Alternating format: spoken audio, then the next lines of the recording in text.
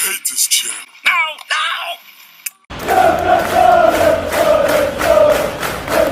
Hey everyone, it's Kev from Newcastle Fans TV. I hope you're all good. It's different this week. It's usually Johnny or someone that does this kind of preview just after the radio show, but I've says I'd take the mantle on this week as Johnny's not here. Johnny with more hair. No, it's a better looking Johnny with better hair. Oh yeah. So yeah. we'll just say that. But well, it's a preview for Oxford. It's exactly what it says on the tin. Very tough game ahead after the game against St James's Park, where we drew 0-0. But Rob, I'll come to you first. Mm-hmm.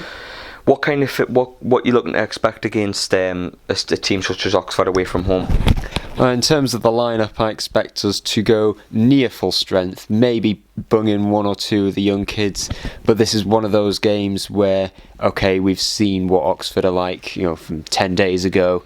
We've seen what they are capable of. I mean, they've got Jamie Mackey, who's, didn't do much in the return fixture, mind. He didn't do much, but we know what he's capable of. And of course, League One, it's a league filled with difficult teams who it's a really difficult division to get out of course.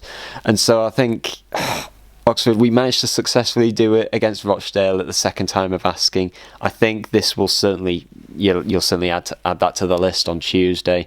I think we will in the end comfortably go through, but it's the fact that we shouldn't really be here in the first place that's causing a lot of angst. Yeah, I would agree with that. Yeah, I would agree with Robin saying that it is going to be a tough task, but we really shouldn't be in this predicament. Newcastle never do it easy though, as we all know, going through the years of supporting this football team. But Sam, I'll come to you, mate. Rob's expecting near enough full strength. If there's any youngsters at all going into tomorrow night, who would you like to see and why?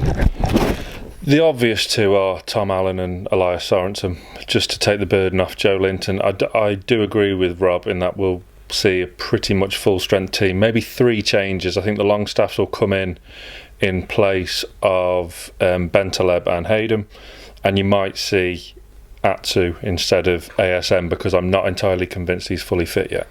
But I would like to see a more attacking formation, switch to a 4 at the back, and I'd like to see someone in the number 10 role, maybe even Joe Linton in the number 10 role with a Tom Allen or a Sorensen up front, something like that.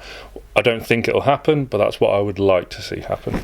You said 4 at the back. This is something I was going to bring up actually, because in the radio show we've mentioned that 4 at the back may be something we want to touch on in the future. So Sam, do you think 4 at the back is the way forward? I know it's Oxford and things like that in the League One side, but isn't this maybe the best time to experiment if 4 at the back is the best way forward or not?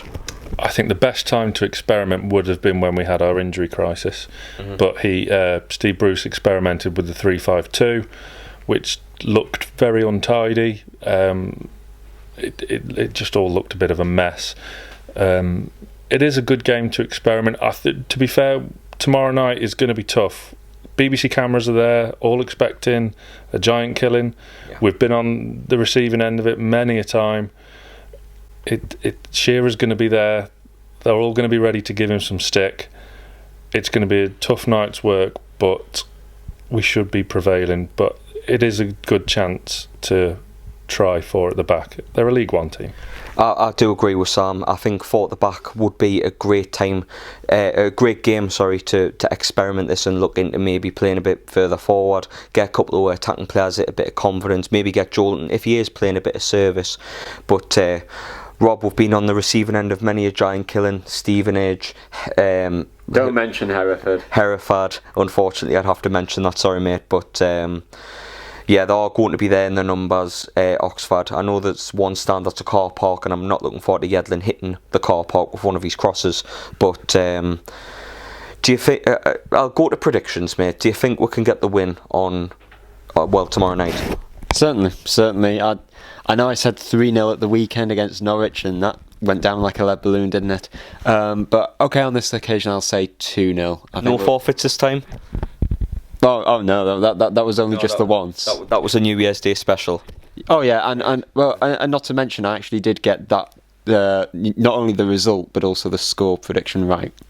You did, aye. So So I is think it not worth trying? Is it not? No forfeit, no. No, but I think everyone should have sort of done something for me, given that I was willing to do something for them as a forfeit. We'll put up with your puns, mate. That's enough.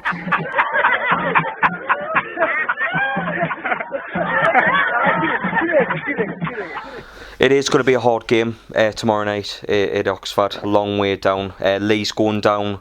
That's why he's not in this preview. Isha and Fordy are going to be there also for the channel. I'll be doing the quick thoughts like I usually do, but I'll be doing that from home because it's obviously on BBC One. I can sit in the house and watch it, which is going to be an unusual experience to what I'm used to. And obviously Lee will do the wave log and obviously scoring the players, and that will be coming in the midweek. So, and as well as that, we've got the radio show at the weekend, and obviously who we're playing next weekend? Crystal Palace Arsenal, isn't it? We're not playing next weekend. No, it's international break, isn't it? No, it's the winter break. Yeah, mid-season break. So The winter break. Half the Premier League teams are playing at the weekend, and we're part of the other half who are playing the weekend after, where we're at Arsenal. Oh well, fair enough.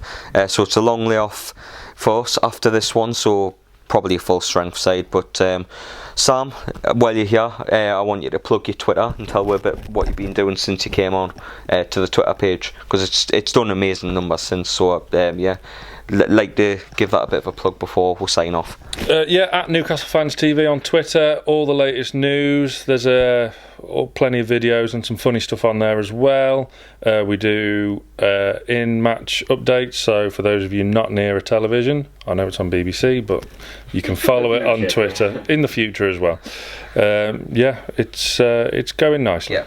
And Facebook as well, massive thank you to everybody. It's just hit 20,000 followers as well. I took over that Facebook page with it just over 1,000, so to see it grow and excel, me and Paul, Lee, Sam, even Mark when he was on the channel worked excellently hard to get that to where it is now. So massive thank you to everybody who supports that on a daily basis. And yeah, get your comments and let me know what you want for your team on tomorrow night. Do you think we can get a result? And for me, just before I sign off, I'd say this is the best chance Newcastle have had in such a long time to get to an FA Cup quarter final.